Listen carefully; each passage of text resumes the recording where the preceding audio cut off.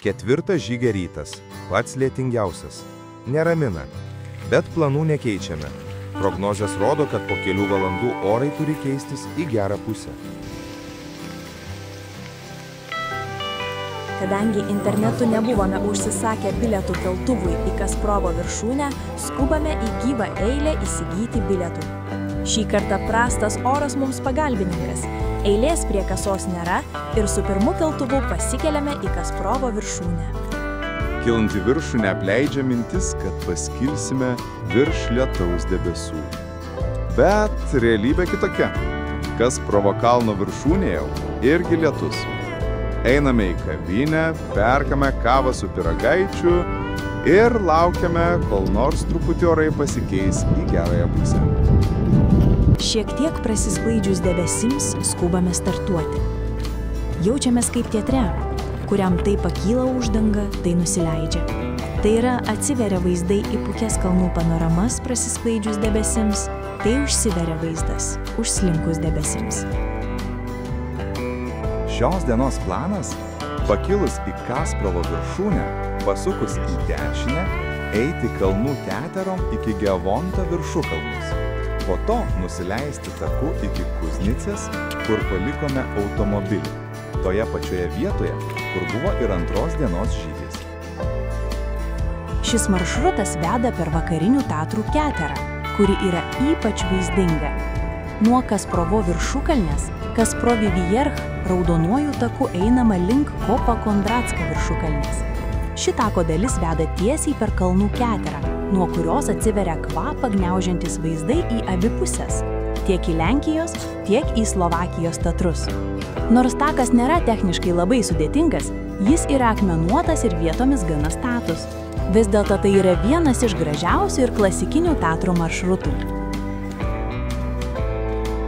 Nuo Kopa Kondratska kalno viršūnės mūsų pasirinktas takas leidžiasi žemyn, o vėliau vėl kyla iki Kondratska Pelenč perėjos, nuo kurios ir prasideda galutinis kopimas į Gievonto viršūnę. Ši tako dalis veda per kalnų pievas ir akmenynus, o kopimas į Gievontą yra status su įrengtomis grandinėmis, kurios padeda įveikti stačias uolienas. Nors pats maršrutas yra ilgas ir reikalauja fizinės ištvermės, vaizdai, matomi einant kalnų keterą, tikrai atperka visas pastangas. Laiks nuo laiko užslenka drėgni ir šalti debesis. Šildomės, kas kaip galime. Gievonto viršukalnė, iškilusi virš Zakopanės miesto, yra vienas iš labiausiai atpažįstamų ir lankiausių Tatrų kalnų simbolių. Dėl savo ryškios, iš tolo matomos formos, primenančios miegantį riterį ir ant viršūnės stovinčio didžiulio geležinio kryžiaus, ji tapo svarbia vieta turistams. Nors Gievontas nėra aukščiausia viršukalnė Tatruose, jos svarba Lenkijos kultūroje ir istorijoje yra neįkainojama, o vietiniai gyventojai ją laiko savotišką regiono sielą. Nuo Gievonto kalno viršūnės atsiveria įspūdingi panoraminiai vaizdai į visus Tatrus, Zakopanės miestą ir aplinkinius slėnius. Esant geram orui, galima pamatyti netgi aukščiausias aukštųjų Tatrų viršukalnes. Prie didelio geležinio kryžiaus, pastatyto dar 1901 metais, žmonės dažnai fotografuojasi.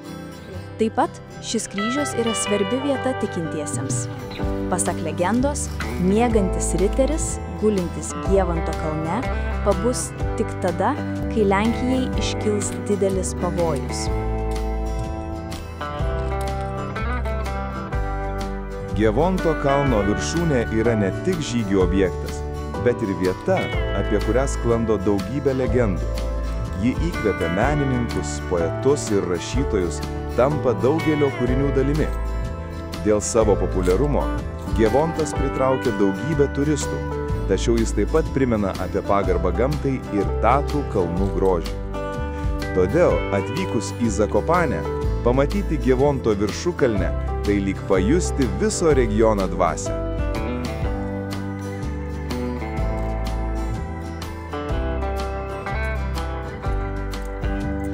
Paskutinė atkarpa – vien tik grandinės. Sukaupėm jėgas ir stengiamės įveikti be papildomo atokvėpio.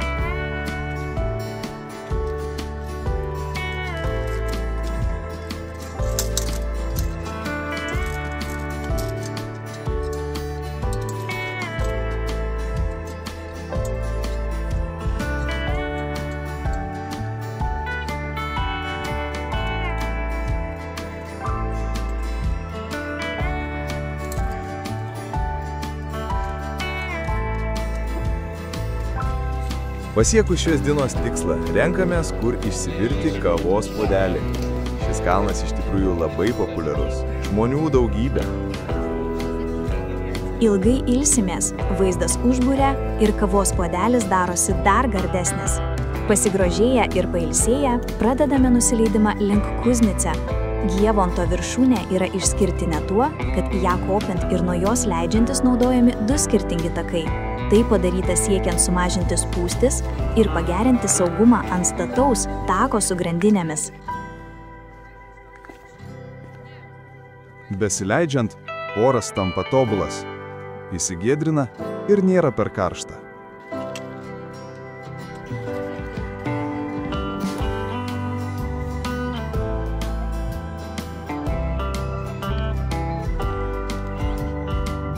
Slėnyje grožimės gauromedžio žydėjimu. Kerintis vaizdas.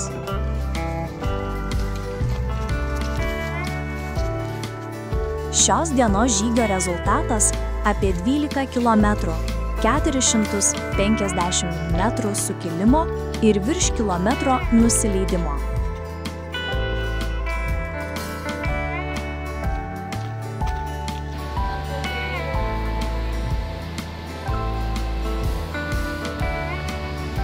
Po žygio vakarieniaujame naujoje vietoje. Maistas paprastesnis, pigesnis ir aptarnavimas greitesnis. Visi adresai, GPS koordinatės ir žygio dienoraštis pirmame komentare.